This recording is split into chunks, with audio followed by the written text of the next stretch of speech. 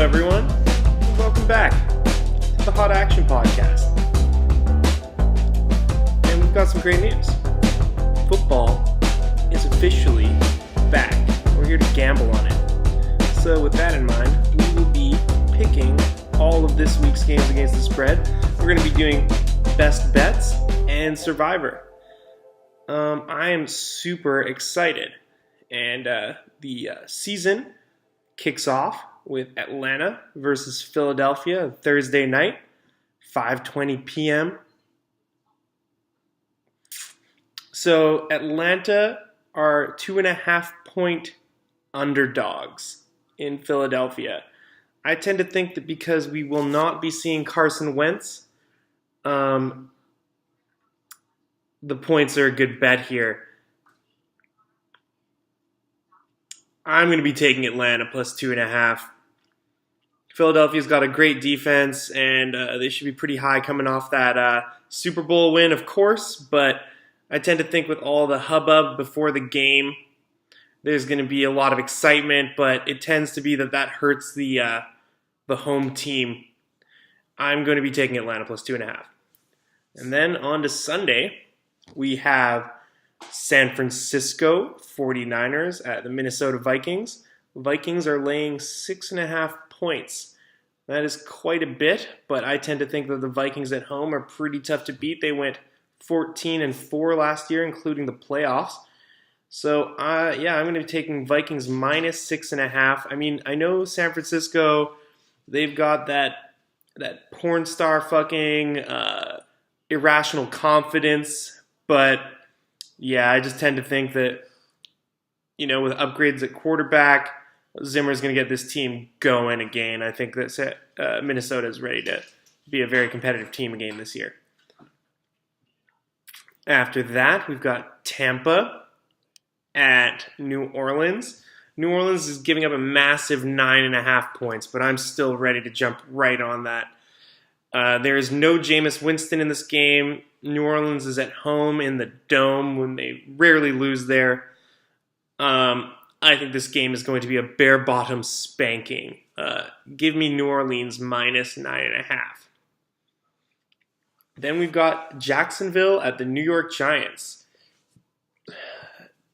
Jacksonville is a 3.5-point favorite going into New York. I tend to think that the Giants are going to be trash this year. They only had 3 wins last year. They drafted Saquon. They didn't address their O-line, and that's really what I think is the problem here. Jacksonville's got a crazy D-line. They're going to absolutely be all up in their backfield all day. Give me Jacksonville minus 3.5. Then we have Cincinnati visiting Indianapolis. Indianapolis lay 2.5 points. I'm going to be taking Cincinnati. I don't know exactly how ready Indy is to compete. They've got Andrew Luck back, but I'm just going to go with Cincinnati based on basically last year. And they get points, so I'm taking Cincinnati plus 2.5. Then we get to Buffalo at Baltimore. Baltimore lays 7.5 points. This is getting to be kind of a difficult decision for me, except that Nathan Peterman is going to be quarterbacking for the Buffalo Bills, so it's not so tough. I think there's a chance that Buffalo don't even score 10 points in this game. 7.5 is a lot of points to give up, but I am taking Baltimore minus 7.5.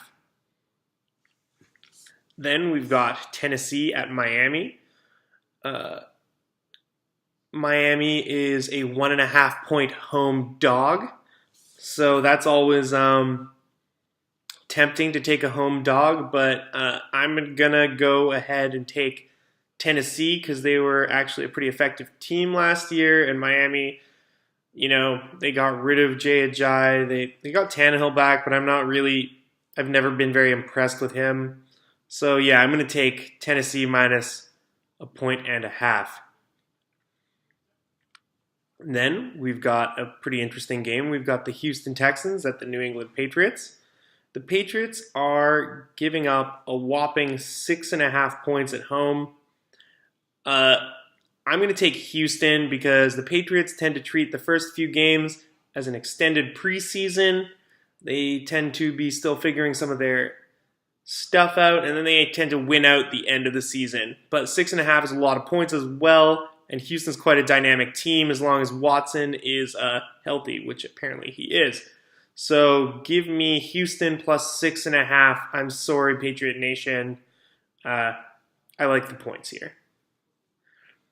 Then we've got Pittsburgh at Cleveland. Cleveland gets 5.5 points at home, and that would be tempting had they not gone winless last year. A lot of people are pretty hyped up on Cleveland. They had decent odds to win the Super Bowl by some people's estimation. I don't like them at all. They need to prove to me that they can win football games in the regular season before I'm ever betting on them, especially against a team as good as Pittsburgh. I'm taking Pittsburgh minus 5.5. There's a chance I end up eating my words here, but just as a gambler, I can't bet on Cleveland. They've just been so bad to me in the past. I'm taking Pittsburgh minus 5.5. Then we got Kansas City at the Chargers. Chargers have to lay 3.5 points. I'm going to be taking Kansas City plus 3.5.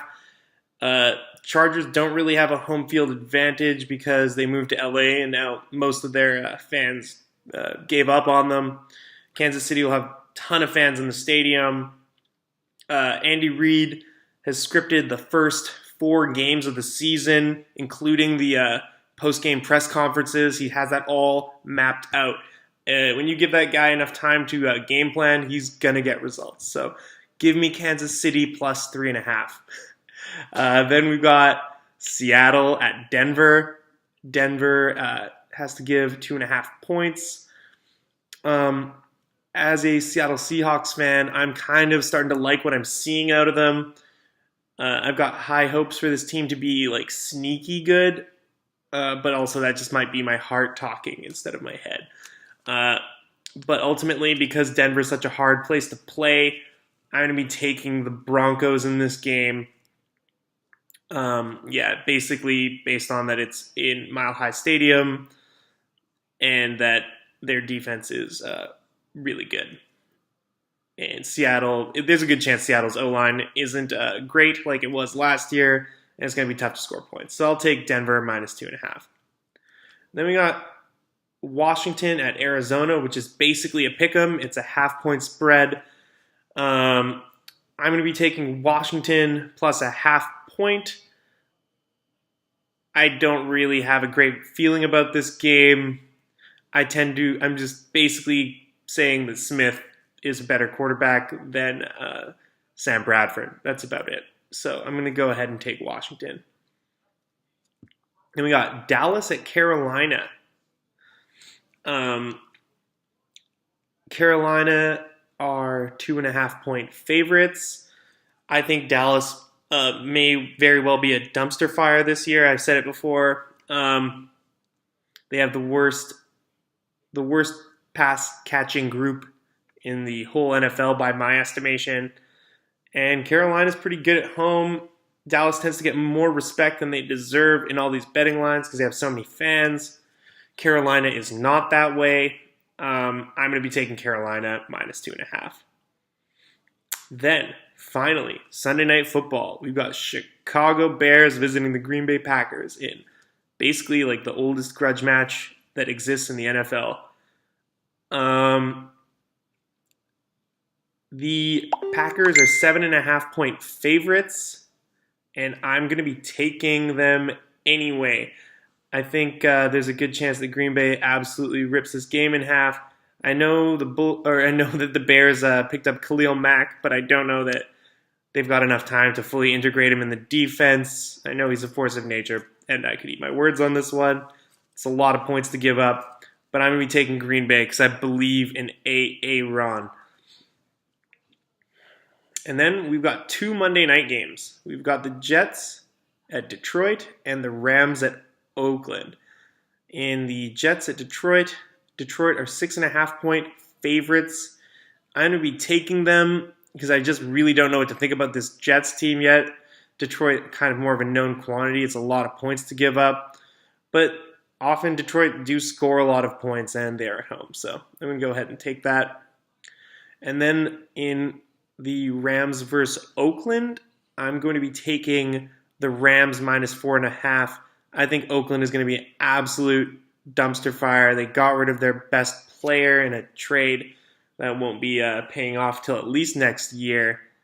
I think that Gruden is terrible and the locker room might already be against him. So, yeah, those are my picks for week 1 of the NFL season. I'm super glad it's back.